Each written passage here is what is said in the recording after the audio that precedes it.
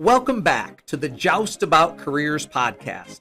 This is a place to learn about careers from the people who are actually doing the work every day. I'm your host, Brian Brott, and this week's guest is 2014 Van Buren graduate Michelle Ricker, who is a writer and assistant editor at Emory University in Atlanta, Georgia. In this episode, Michelle shares how a typical day looks in her position, how AI has affected her career, the value of her internships while in school, the importance of a writing portfolio, and much more. Whether you are interested in a career as a writer or editor, or are still exploring your options, I hope that what Michelle shares today will help all of you make better career decisions and have fulfilling career journeys. Enjoy the show.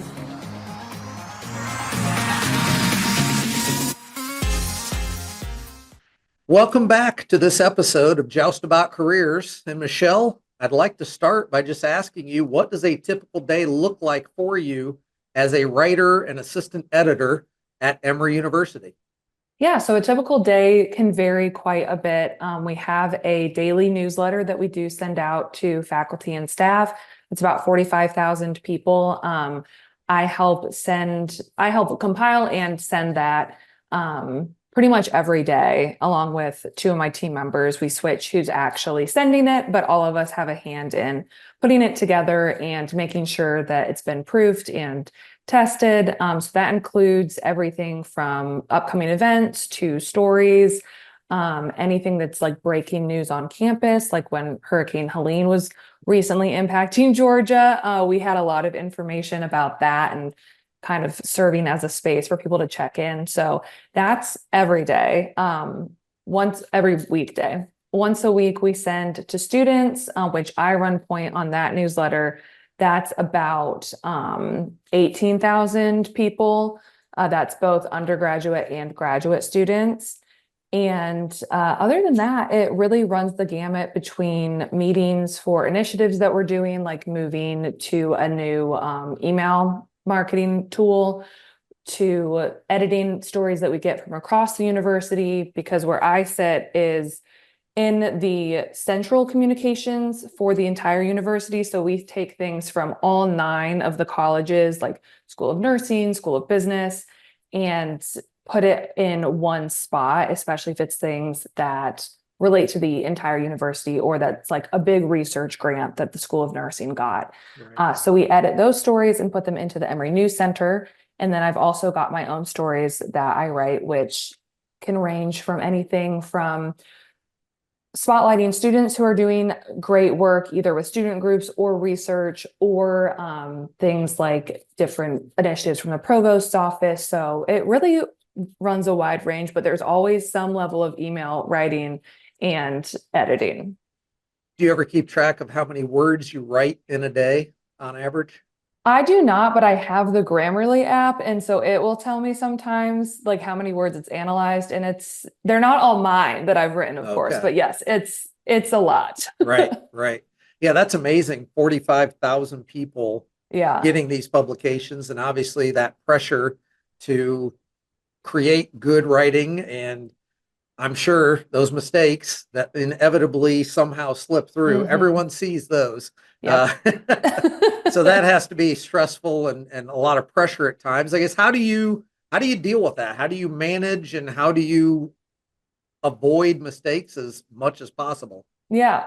So one way is we've got a multi-person team. Of course, we've got about 4-ish people who I work with, like myself and 3 others, who we see almost every single piece of writing, at least 3 of us. So definitely having multiple pairs of eyes on something helps a lot, because as I'm sure your students know, after you've been working on something for a long time, you stop seeing mistakes in it. So it's really helpful to be able to have fresh eyes on things. And then if I'm proofing something and it's longer, or I'm worried that I've missed stuff, sometimes reading from top to bottom or from bottom to top instead of top to bottom.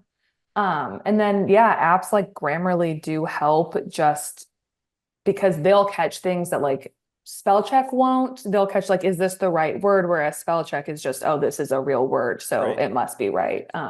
So a combination of those definitely helps reduce the number of mistakes. Right. Obviously, there's a lot of talk about AI today. What role do you see that playing for students who are in high school now who might want to become writers and might feel like, well, my job is going to be done by a computer someday? What are your thoughts about that?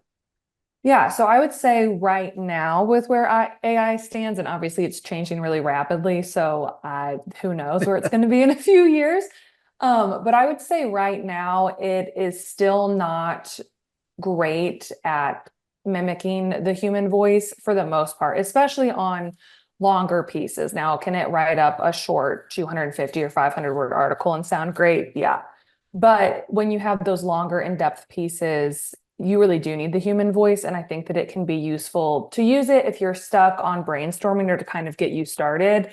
But I do not see in the near future, at least, all writing being replaced by that, especially things that are more complex, like explaining research or an initiative that you have to compile, say, 8 or 9 different sources into one comprehensive story that you're telling the whole thing in 2,000 words or less. Right, right. So as a tool, definitely useful, but for Yeah. it to do the job, we're not there yet. And I Yeah. agree. I think it's going to be a long time before we are at that point, but we could be wrong too. You never know. Yeah. When you were back in high school, hmm what were you thinking as a graduating senior you were going to do for a career? Were you always thinking something in writing? I think I do remember you being on the newspaper staff with Mrs. Yeah. Embody. Was that always a goal, or did that develop after you graduated? Yeah, so I was on the newspaper staff, and I had always wanted to do journalism. So I started out at the University of Cincinnati as a journalism major, and then about a year and a half in, realized that I didn't necessarily want to do straight journalism because I wanted more work-life balance than traditional J jobs would give you with like newspapers. So I looked around some, when undecided, actually considered things like social work and physical therapy, and then came right back around very close to home and wound up in communications, and did a double minor in marketing and journalism since I already had a lot of the journalism stuff. So I thought that that would give me a better range of ways to find a job, and I could still be telling stories, but it would give me other skills, at least from the employer standpoint, than just strictly writing. And then I actually wound up going to grad school right after undergrad, also at UC, also in communications. So Those that don't feel like they fully understand how, how's journalism different yeah. from communications? I mean, as a journalist, I'm communicating information. Can you explain that difference a little bit? Yeah. So journalism is much narrower as a field. There's a lot that you can do with it, but generally the classes are very focused on writing, interviewing sources, creating stories in multiple ways. So you can go the multimedia route, you can go the more just writing route, at least when I was in school, which they could have changed that by now. But communications is broader. So you are in the classroom, you're doing writing, but you're also doing more analytical things. You're learning more about theory. There's more talk about strategies that companies are using for communication. So it's not PR, but it pulls in some of that kind of idea of how do you want to communicate about X, Y, or Z. So the two together really made me feel like I had a great foundation for the theoretical side of things and why this would work or wouldn't work, and also the actual hands-on experience of being able to do journalism coverage. Speaking of hands-on experience, I saw that you did multiple internships while you were Mm-hmm. at Cincinnati, did one with Cincinnati Magazine that then it looks like eventually led to a job as a digital media assistant editor. Yeah. Can you talk a little bit about the value of those internships and how that did lead to that uh, position as the assistant editor? Yeah. Yeah. So internships were definitely great. It's a great way to figure out if you actually like what you think that you're going to be doing. So better to find that out before you're out of school. So I worked with some of my journalism professors at that point to just ask, like who do you know who's hiring? After working some on campus, then I got to, have some off-campus internships, like with Cincinnati Magazine. So I worked there for 2 semesters in 2 different roles. That was unpaid, which is not atypical for a lot of journalism and comm stuff. I think that's starting to change, I hope. But so I did that. And then I kept in touch with my boss in the second position when I worked on the digital side as an intern. And we were getting coffee one day, and she mentioned that she was going to be going on maternity leave relatively soon. And so she was looking for somebody to work under her for a little while and then kind of take over for a few months while she was out, and encouraged me to apply to that position. So I did. And that was the spring semester of my senior year of undergrad. So I worked there from January until August. And then August, I started grad school, and I would have loved to continue working there. They didn't have a full-time position open. So while I was getting paid for the position that I was working, they didn't have like a 40-hour with benefits. So I was like, that's what I need. I'm going to stay at this job. So yeah. Now, was it difficult to balance that and going to school, or by that time were things kind of slowing down on the school side since it was your senior year? Yeah, so I was taking, I think, 15 credit hours still, and applying to jobs and grad school because I wasn't sure which route I was going to go. So it was definitely busy. It helped that I was able to, because it was senior year, kind of stack classes on certain days so I could go into the office. I was capped at 30 hours a week for that position. So I would go in for like 2 full days and then do some stuff from home. So they were also flexible. And because I had worked there previously, kind of knew my way around and knew the folks who I was working with. So that was definitely a really helpful thing. Yeah, that sounds like great experience. Yeah, it was. To then go out into the field. You talked about how you were applying for jobs, applying for grad school, not sure what to do. Obviously, you ultimately decided to go to grad school. Is that pretty much a necessary step if someone is wanting to be a writer, to go into communications, or would you have potentially just accepted a job if you had been offered one? Yeah, so I do not think that it's necessary, especially if you're starting out. I actually was not at all considering grad school until junior year. Two of my professors were like, I think you should apply to graduate school. And so I was like, okay, I'll think about it. So I applied to UC and then 2 other schools, and was applying to jobs at the same time, like I mentioned. And I didn't get a job offer that I was super excited about, but UC offered me a full ride with a stipend to be a TA. And so when I was weighing that, I was talking to some professors. I was talking with the editor of Cincinnati Magazine, and she was saying that she actually wished that she was specifically talking about an MBA, but she said that she kind of wished that she had a master's degree just because she thinks that would have given her more routes to take in her career. So I started looking at things that I'd want to be doing in 10 or 15 years after graduating. And a lot of them were saying master's preferred. No one was saying master's required. But I was like, well, if somebody wants to pay for it and it's only 2 years, like I'll just get that done and then it's out of the way. Right. And I love that idea that you were using the experiences of people already in the field to make those decisions. Yes. And I think that's always huge to have those relationships because they can really help when those decisions come along. Finished your master's degree. I noticed that you ended up working as a administrative assistant for USI Insurance. Yes. And moved to Georgia. I'm assuming that was more of a position to fill the void between finishing graduate school and getting that first full-time job.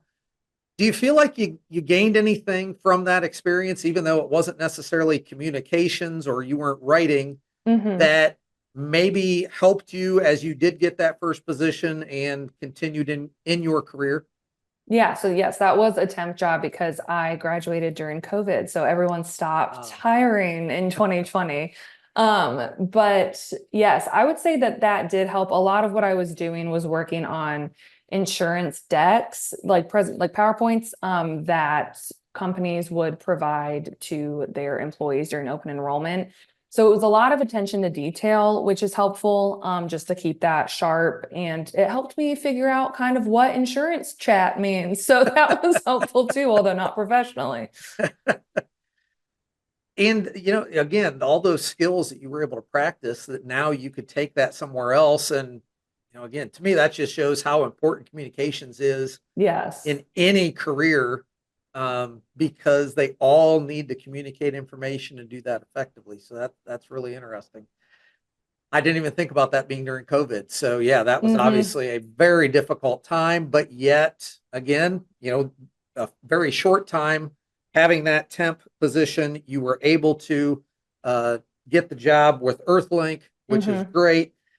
Now, I've seen your portfolio. Did you have your portfolio at that point, and that was something that helped you get that job with Earthlink, or did the portfolio come later?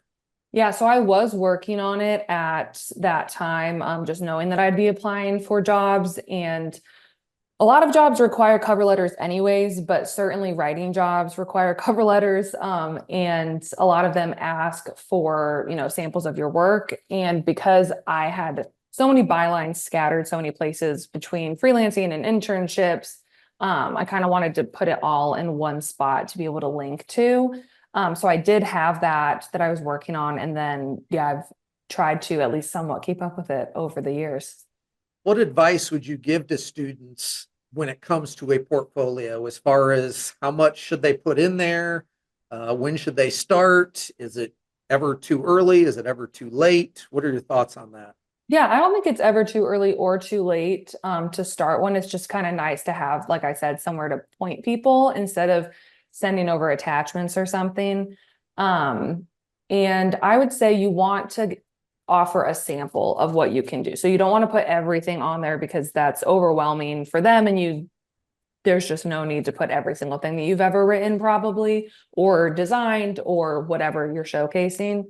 And then I would try to hit a range of different things that you've done. So like if for writing, for instance, I've got everything from pieces about homes in Cincinnati that I wrote for the magazine to like a patient profile from a transplant patient at Emory to like explainer articles that I wrote about the internet when I was at Earthlink. So showing the range of things that you can do, but also the things that you're excited about. Like if somebody asked you in an interview, what is a project that you really loved working on or a story that you enjoyed writing? Those are the ones that you want to put there because they're probably some of your better work because you're so excited about it. You brought up that word range, and obviously Earthlink, like you said, internet provider, so forth. And then you have Emory University, a world-renowned education center. With communications, is there really any limit to where you could work? I don't think so. As long as you have, like I said, like attention to detail is a big one. And if you're curious, which if you're going into writing as a career, you're naturally curious or nosy, however you want to term it. I don't think that there really is a limit because what I was doing at Earthlink was very customer focused, much more cut and dry explainer articles and working with the sales team to do some like paid things with Google. And I don't do that now. I don't do anything with paid. And I'm not writing explainer articles per se, but it's still the same idea of you're finding what people want to know, what other people are curious about, and you're really diving into that and trying to explain it in a way that makes sense to anybody who's coming across it. Right, right.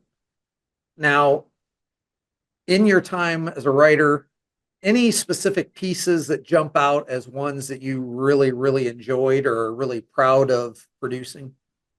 Yeah, so I would say at Emory specifically, there's a piece that I wrote this spring about a young alumni. I think he graduated in 2023, who is walking across the US to raise awareness for walkable communities. And so I got to chat with him when he was back in Atlanta. He started in like Seattle. So he was quite a ways through his walk by that point, but we got to chat. So that was super interesting. And just hearing, that was January when I chatted with him. So he was talking about, walking along the sides of interstates and having to figure out where to sleep for the night. So that was definitely interesting. And then, I've gotten to do a couple patient profiles for Emory about heart and vascular patients who have gotten transplants or who have been on ECMO machines for a lengthy period of time, which is just so interesting because that's very different than what I typically write about. But they've got amazing stories and they've all come through it with great healthcare. So just the range has been very fun. Right. What's it like to live in Atlanta? It's great. I love it. With the exception of, like I said, the hurricane that we were dealing with last week. But no, it's great. So I live about 20 minutes outside of downtown at this point. Bought a house 2 years ago, so that was exciting. But there's always something to do. We've got great weather. Yeah. We do not have the gray like Ohio has for so many months in the winter. So yeah. Sun would be nice. Sun would be very nice. As we wrap up and you think about your career journey and where you currently are and where you were in high school, what is it that you know now about careers that you wish you had known when you were in high school? That it's going to take some time to figure out exactly where you want to be. I think it's fine if you have no idea what you want to do when you're in high school. I think it's fine if you really think that you know, and then you realize you change your mind. But also just realizing that even once you're out of college and in the workplace, every job is not going to be your dream job, and that's fine. You'll be able to learn something from every job, and then you can find the next place that you want to be. So, not letting yourself be like, oh, I have to get the perfect job, because the perfect job probably doesn't exist. But there's always going to be something that is a pretty good fit for you. It just might take a couple minutes to find. Well, Michelle, I think that is very good advice. Really interesting story. I bet, you were having a lot of fun doing all of that writing, and I'm sure Mrs. Embody and all of us English teachers from Van Buren that you had are very proud of what you're doing. So good luck as you continue your career journey, and thank you for sharing it with us today. Thank you. If you liked this Joust About Careers episode, you can explore previous episodes and highlights to learn about even more careers of Van Buren graduates. To be sure you don't miss upcoming episodes, please click subscribe on YouTube or your favorite podcast platform so you'll know when the next episode is released. Thank you for spending a portion of your day with us, and we hope you will continue to prepare for your future by learning just about careers.